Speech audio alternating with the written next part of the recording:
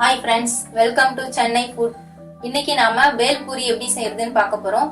வாங்க பார்க்கலாம். வீடியோக்குள்ள போறதுக்கு முன்னாடி வீடியோக்கு கீழே இருக்கிற சப்ஸ்கிரைப் பட்டனை கிளிக் பண்ணி சப்ஸ்கிரைப் பண்ணுங்க. பக்கத்துல இருக்கிற பெல் பட்டனையும் கிளிக் பண்ணுங்க. நான் ஒவ்வொரு வீடியோ போடும் பொழுதும் உங்களுக்கு நோட்டிபிகேஷன் வரும். பேல் பூரி செய்யறதுக்காக நான் ஒரு கப்பு பொரி எடுத்திருக்கேன். பெரிய கப்ல எடுத்திருக்கேன். உங்களுக்கு எவ்வளவு பேல் பூரி வேணுமோ அதுக்கு தகுந்தாப்புல நீங்க பொரி எடுத்துக்கோங்க. இந்த பொரியை இந்த பாத்திரத்துல சேர்த்து விட்டுருங்க. ஒரு மீடியம் சைஸ் வெங்காயத்தை பொடியா நறுக்கி வச்சிருக்கேன். அதையும் இதுல சேர்த்து விட்டுடலாம். பாதி தக்காளிய பொடியா நறுக்கி வச்சிருக்கேன். அதையும் இதுல சேர்த்துடலாம். ஒரு சின்ன கேரட்டை பொடியா நறுக்கி இருக்கேன். அதையும் இதுல சேர்த்து விட்டுடலாம். ஒரு பச்சை மிளகாய பொடியா நறுக்கி வச்சிருக்கேன். அதையும் இதுல சேர்த்து விட்டுறேன். கருவேப்பிலை கொஞ்சம் அதையும் பொடியா நறுக்கி வச்சிருக்கேன். அதையும் இதுல சேர்த்துடலாம். கொஞ்சமா வேர்க்கடலை பருப்பு தோலெல்லாம் நீக்கிட்டு எடுத்து வச்சிருக்கேன். ஒரு 2 ஸ்பூன் அளவுக்கு எடுத்து வச்சிருக்கேன். அதையும் இதுல சேர்த்துக்கலாம். 1/2 ஸ்பூன் அளவுக்கு பெப்பர் பவுடர் எடுத்திருக்கேன்.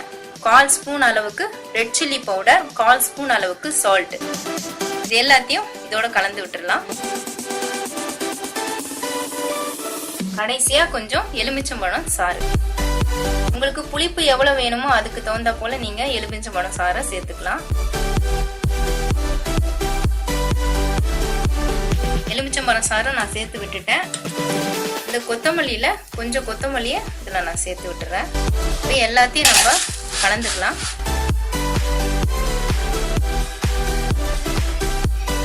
ஈவினிங் ஸ்நாக்ஸா இதை ரொம்ப ஈஸியா நம்ம வீட்டில் இருக்கிற பொருட்களை வச்சு நம்ம செஞ்சு குழந்தைங்களுக்கு கொடுக்கலாங்க. ரொம்பவே டேஸ்டா இருக்கும்.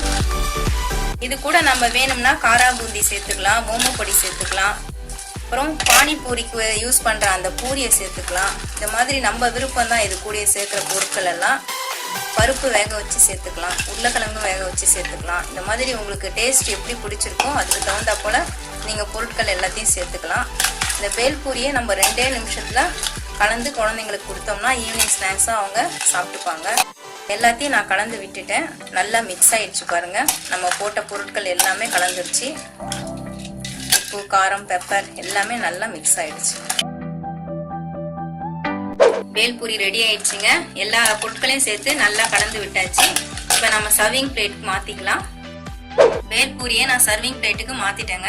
பேல் பூரி ரெடி ஆயிடுச்சு. ரொம்ப ஈஸியா வீட்டுல இருக்கிற பொருட்களை வச்சு ரொம்ப சிம்பிளா எப்படி பேல் பூரி செய்யறதுன்னு நான் செஞ்சு காமிச்சிருக்கேன். நீங்களே இதே மாதிரி செஞ்சு பாருங்க. ரொம்ப டேஸ்டா இருக்கும். ஈவினிங் ஸ்நாக்ஸா ஒரு 2 மினிட்ஸ்ல இதை நாம ரெடி பண்ணி குழந்தைங்களுக்கு கொடுத்துடலாம். நீங்களும் ட்ரை பண்ணி பாருங்க.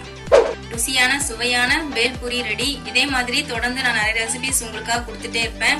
சென்னை ஃபுட் சேனலை சப்ஸ்கிரைப் பண்ணுங்க. பக்கத்துல இருக்கிற பெல் பட்டனை கிளிக் பண்ணுங்க. நான் ஒவ்வொரு வீடியோ போடும் பொழுது உங்களுக்கு நோட்டிபிகேஷன் வரும். உங்க ஃப்ரெண்ட்ஸோட ஷேர் பண்ணுங்க. அவங்களையும் சப்ஸ்கிரைப் பண்ண சொல்லுங்க. நன்றி, வணக்கம்.